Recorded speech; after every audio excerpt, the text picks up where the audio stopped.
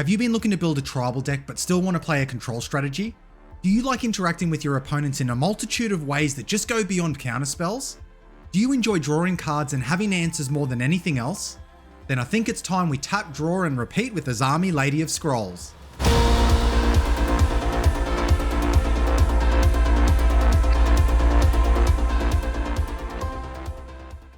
Let's begin by looking at what Azami provides. Azami is a 5-mana human wizard that says, tap and untap wizard you control to draw a card. A simple yet very powerful ability, Azami provides us with a clear foundation to start off with. We want to be able to play a lot of wizards, and then we want to be able to use those wizards to draw a lot of cards.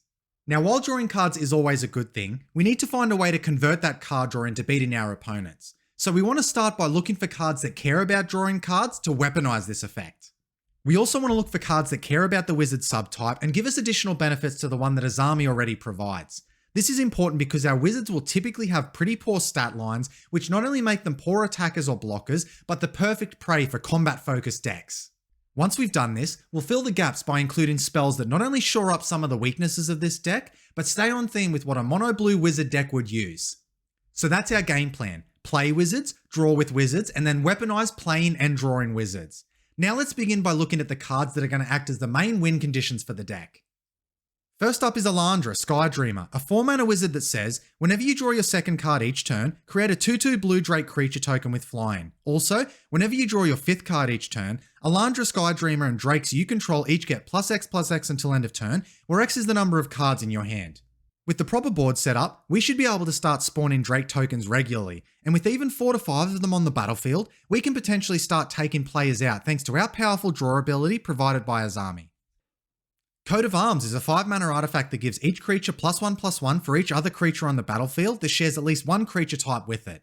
A powerful finisher in any tribal deck, this becomes particularly useful here because our wizards, which typically have poor power to toughness stats, can now become lethal threats on their opponents, something they won't expect.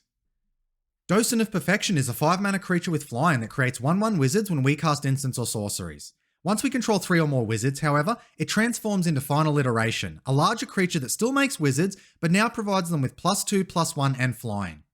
While a much weaker finisher than Coat of Arms, the fact it helps make more wizards with which we can draw with more justifies the difference. Lighthouse Chronologist is a 2-mana wizard that once we pump 7 mana into it, gives us an extra turn after each opponent's turn. With the raw amount of cards this deck can draw, extra turns make it easy to dig to our other win cons or interaction to hold the fort down until we can win. Psychosis Crawler is a 5-mana creature that weaponizes our card draw by dealing 1 damage to each opponent every time we draw a card. In addition, it makes a great beater by having power and toughness equal to the number of cards in our hand. This card will quickly become a clock for your opponents that will be difficult to deal with as we draw more and more cards, something that will protect the Crawler. Triskaidekaphile is a 2-mana wizard that we can pay 4 mana into to draw a card, but more importantly, allows us to win the game if we have exactly 13 cards in our hand during our upkeep. Probably the most on-theme way for this deck to win, once it lands your opponents will quickly be on high alert because this deck will be able to achieve that condition with surprising ease. Our last win con is Thassa's Oracle, a 2-mana wizard that says, when Thassa's Oracle ETBs, look at the top X cards of your library where X is your devotion to blue.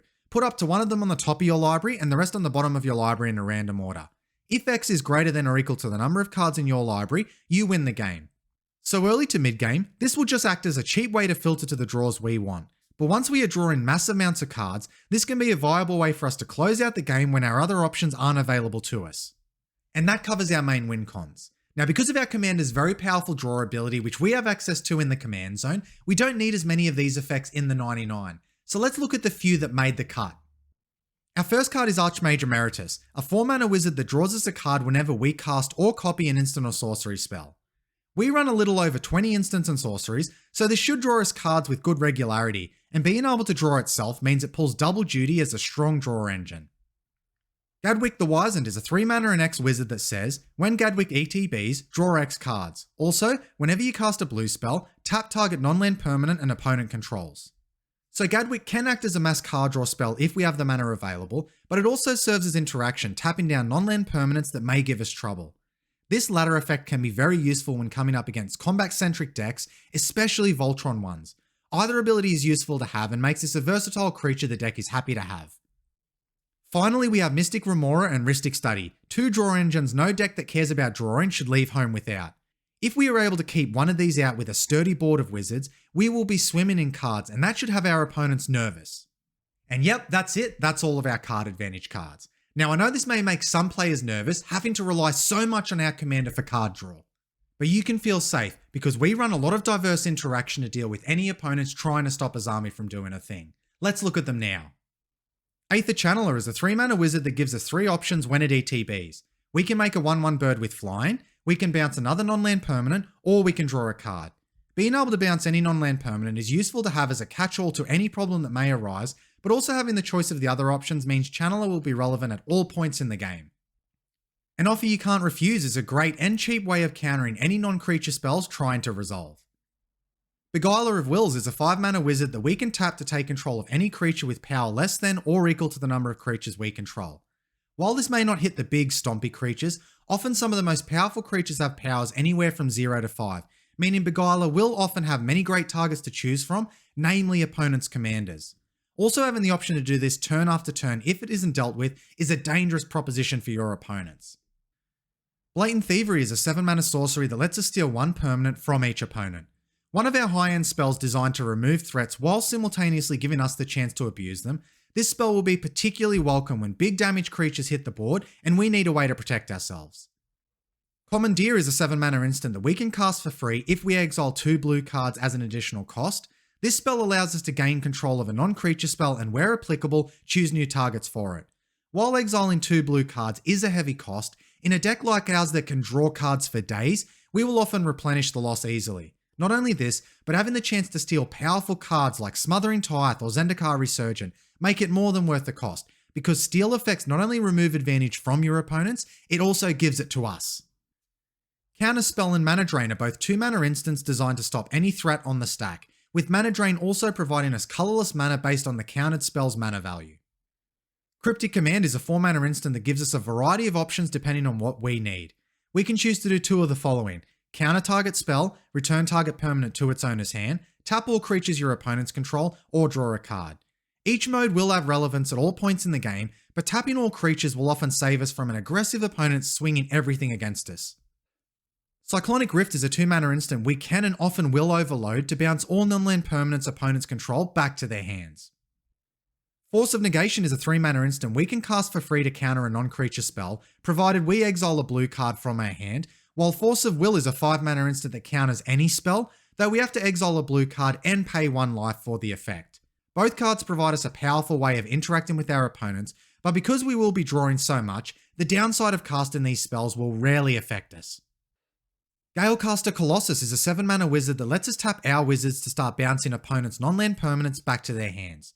While an expensive creature for sure, if it does stick and we have a decent number of wizards, our opponents will likely be soft-locked from doing anything meaningful. Glenelendra Archmage is a 4-mana wizard with flying and persist and lets us pay 1 mana to counter any non-creature spell. Being able to counter spells through activated abilities is very powerful because often opponents won't have answers to it. In addition, Archmage having persist also allows us to do this twice, meaning if she sticks, our opponents will be very hesitant in casting their non-creature spells. Kira, Great Glass Spinner, is a 3-mana creature with flying that counters the first spell or ability that targets a creature we control.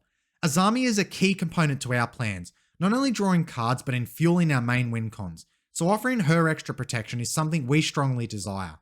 In addition, this also offers protection for some of our other powerful creatures like Galecaster Colossus or Beguiler of Wills. Malevolent Hermit is a 2-mana wizard that lets us pay 1 and sacrifice itself to counter a non-creature spell unless that opponent pays 3. But more importantly, we can cast it from its graveyard for its disturbed cost to put into play Benevolent Geist, a wizard that says our non-creature spells cannot be countered, and if it hits our graveyard, it gets exiled instead. This is a very powerful effect to have, as it provides even more power to our protection or interactive spells and guarantees we resolve our more expensive spells like Blatant Thievery. When we combine this with the draw power of this deck to continually find and hold up answers, this will be a creature your opponents will have to remove sooner rather than later. Misdirection is a 5-mana instant that we can cast for free if we exile a blue card from our hand and changes the target of a target spell with a single target. Every free spell we run is another answer our opponents weren't expecting we'd have, and this one has the great upside of not only countering spells in a counter war, but turning opponents' removal against them should they try to target our permanents. Narset's Reversal is a 2-mana instant that we can also use to turn our opponent's spells against them, where we get to copy an instant or sorcery and then return that spell to its owner's hand. So many times this will be used to copy an expensive and powerful spell one of our opponents has cast, not only saving us mana but also denying our opponents of theirs by returning it to their hand. In other cases, however, we can use this on our own spells to allow us to get the same effect again when we recast it. Narset's Reversal is a versatile card that will have moments where it drastically swings a game in our favour. Patron Wizard is a 3-mana wizard that lets us tap a wizard to counter any spell unless our opponents pay 1 mana for it. A dangerous creature with even a few wizards out, Patron will make your opponents very hesitant in not only tapping out, but choosing which spells to cast and in what order. Rapid Hybridization is a 1-mana instant that destroys a creature and replaces it with a 3/3 Frog Lizard token. Creature removal is always handy to have, and being so cheap makes it easier for us to be able to hold up additional interaction. Resculpt is a 2-mana instant that can exile a creature or artifact and replaces it with a 4/4 elemental. While the token it leaves behind is quite sizable, often this will act just to buy us more time. Also, being an exile effect instead of destroy will be handy in getting around indestructible and preventing our opponents from recurring those threats. Siren Stormtamer is a 1-mana wizard with flying that we can pay 1 mana into to counter a spell or ability that targets us or a creature we control. Being so cheap to get down makes it great to curve into. With Azami out, casting it essentially becomes pay 1, draw 1, and also being able to hold it up as difficult to interact with protection means this 1-mana wizard pulls a lot of weight for the cost. Sower of Temptation is a 4-mana wizard that lets us steal an opponent's creature and keep it for as long as it remains on the battlefield. As mentioned previously, steal effects provide a lot of value for the cost, and while keeping Sower on the battlefield is something we need to be concerned with, our interactive package should ensure we can consistently protect it. Spectral Deluge is a 6-mana sorcery that we can cast for 3 if we foretell it, and says, return each creature your opponents control with toughness X or less to its owner's hand, where X is the number of islands you control. So this essentially acts as a selective one-sided board wipe that won't often hit everything, but should be enough to mostly clear the board while leaving our creatures unscathed. Remember that we are a tempo deck looking to control the game, and as it goes long, we can typically outpace our opponents thanks to our powerful draw ability. So Deluge missing a few things isn't vital, as we can often take care of it with something else we draw.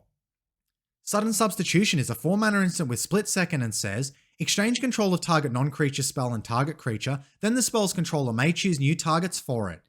A fun and powerful spell your opponents won't expect, nor will be able to interact with, we can often trade an opponent one of our wizards for a powerful non-creature spell they are trying to resolve. But also keep in mind we can use this targeting 2 opponents instead of ourselves, opening up some admittedly narrow but interesting play situations. Last up is Venser, Shaper Savant, a 4-mana wizard with flash that returns a spell or permanent to its owner's hand when it ETBs. A powerful and diverse creature that acts as a catch-all for situations we want to interact in, it also serves additional utility in being able to bounce our own spells should the need arise. And that covers our interactive package. Now, as you can see, there is quite a lot of them, and a decent number of them are expensive, so now let's look at the cards that are going to help accelerate our mana and help to cast them. Baral, Chief of Compliance, is a 2-mana wizard that makes our instants and sorceries cost 1 generic less to cast. In addition, whenever we counter a spell, we can draw, but if we do, we have to discard a card. A cheap wizard that makes some of our spells cheaper to cast, with the option of filtering our draws, Baral does a lot for the cost. Clever Conjurer is a 3-mana wizard that lets us untap another permanent not named Clever Conjurer. Although this effect may seem pricey, it in fact actually offers us good options. If we need more mana, we just untap a land or mana rock. If we need card draw, with Azami out, we just tap it to draw a card. And if we have creatures like Beguiler of Wills on the battlefield, we can gain that powerful effect in additional time. Untapping permanents can be surprisingly powerful in situations you least expect it, so always have your eyes open for moments where you can take advantage of it. For example, untapping an opponent's creature. Nimbleclaw Adept also untaps permanents, but this time 2 at the cost of 4 mana. Everything said earlier about Clever Conjurer also applies here. Deranged Assistant is a 2-mana wizard that taps to add a colourless and mills a card. Although the mill is useful for our small recursion package we run, it's largely here to pivot between making mana and drawing a card with Azami. Sapphire Medallion is a 2-mana rock that reduces the cost of blue spells by 1 generic mana. A great mana accelerant in any monocolored deck that will make casting multiple spells a turn much easier. Scepter of Eternal Glory is a 4-mana rock that taps for 1 mana of any colour, or we can tap it for 3 if we control 3 lands with the same name. With our basic island count in the mid-20s, we shouldn't have any issues at all tapping this for 3. Sea Scryer is a 2-mana wizard that taps for a colourless, or we can filter a mana into it to make a blue. A simple but efficient mana dork that ramps early and draws late once mana is sufficient.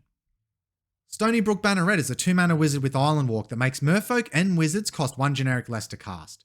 Similar to Sapphire Medallion, this creature allows us to cast multiple spells a turn, making it easier to resolve multiple wizards for more draw and other effects. Thought Vessel is a 2-mana rock that taps for a colourless and provides us no maximum hand size. As you can probably imagine by now seeing most of our wizards, we run quite a lot and therefore it isn't hard for us to have a very full hand. This mana rock makes it easier for us to hold on to all those cards, letting us keep the answers we need for a diverse array of situations. Volsh Tideturner is a 2-mana wizard that taps to add blue, but that mana can only be used for an instant, sorcery, or kicked spell. A more narrow mana dork for certain, but being cheap to cast and still helpful for casting approximately 1/3 of our spells, in addition to being a draw engine with Azami, justifies its inclusion. Last up is Walking Atlas, a 2-mana creature that taps to put a land into play from our hand. With the sheer amount of cards we can draw, many of them end up being lands that we often can't use. Atlas allows us to put those lands to good use, and after a few turns will have us accelerating ahead on mana quite nicely. And that covers all our mana accelerants. Now let's move on to our utility cards and how they contribute to our game plan. Archaeomancer is a 4-mana wizard that returns an instant or sorcery to our hand when it ETBs. Recursion is important for every deck to have, and we run plenty of powerful instants and sorceries we'd like to put back into our hand. Bribery is a 5-mana sorcery that allows us to search an opponent's library for a creature and put it into play under our control. This card provides a lot of versatility in finding the right creature for the right moment in any game, and often it can provide us an effect we don't normally have access to, for example, a powerful ramp piece in green or a combat threat in red. Dramatic Reversal is a 2-mana instant that untaps all non-land permanents we control. A great ritual effect that with the right board setup will draw us a lot of cards and potentially make a good amount of mana also. In addition, if we have cards like Elandra or Coat of Arms on the battlefield, it also makes a good combat trick, allowing us to untap and favourably block attackers. High Tide is a 1-mana instant that lets all islands produce an additional blue when tapped until end of turn. Mono Blue isn't normally known for having many powerful mana rituals, but this is one of the few it does have and makes a great play mid to late game to advance our board state much faster. Lightning Greaves is a 2-mana artifact that provides a creature shroud and haste. This will often be used to great effect on our commander or other key creatures like Elandra and Lighthouse Chronologist to ensure our game plan goes ahead. Min, Wily Illusionist, is a 3-mana wizard that says, whenever you draw your second card each turn, create a 1/1 blue illusion creature token with, this creature gets +1/+0 for each other illusion you control. Also, whenever an illusion you control dies, you may put a permanent card with mana value less than or equal to that creature's power from your hand onto the battlefield.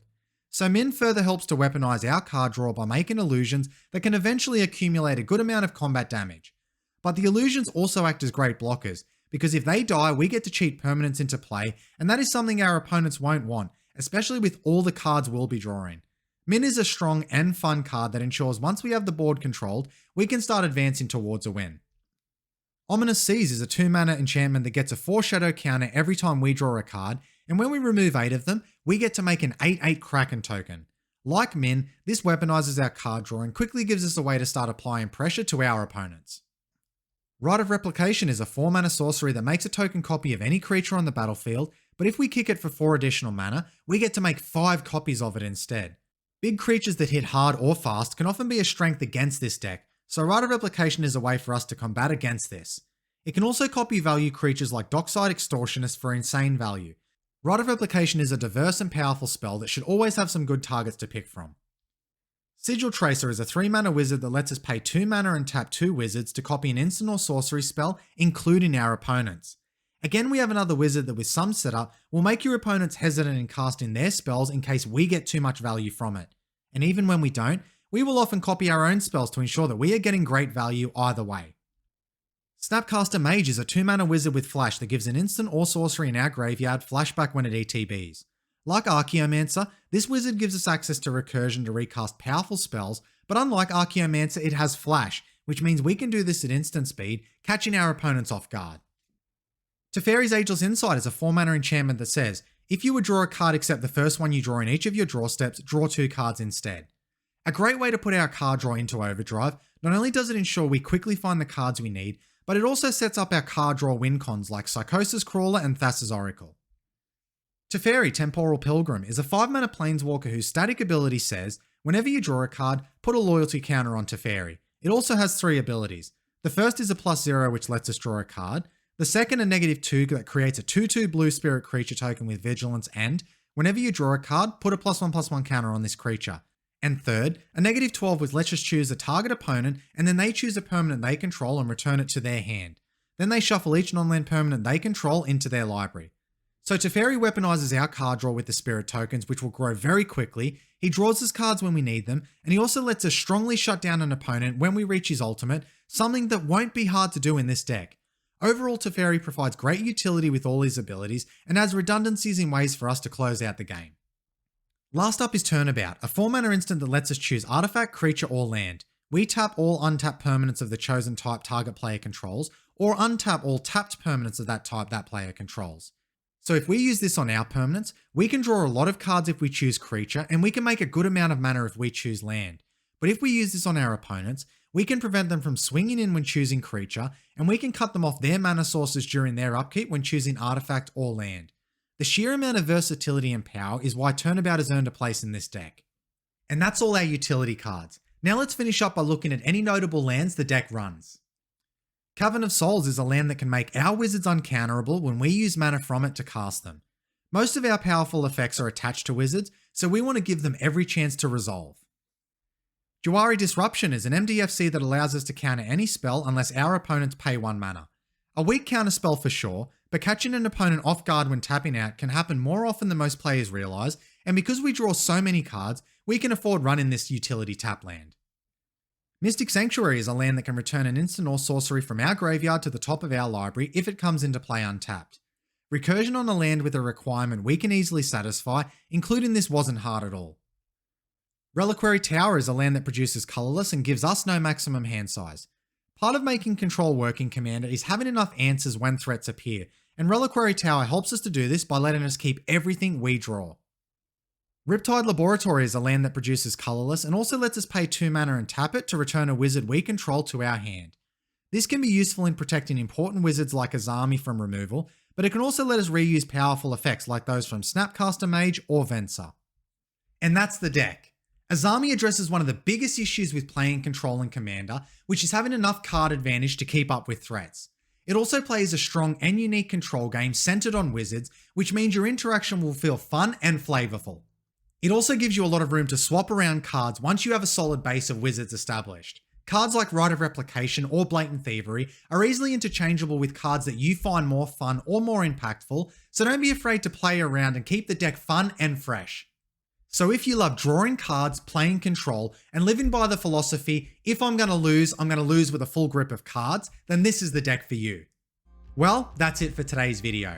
I hope you enjoyed today's look into Azami, and if you'd like to see how the deck performs, make sure to stop by the channel because we will have some gameplay videos up so you can see the deck in action. But until then, take care guys.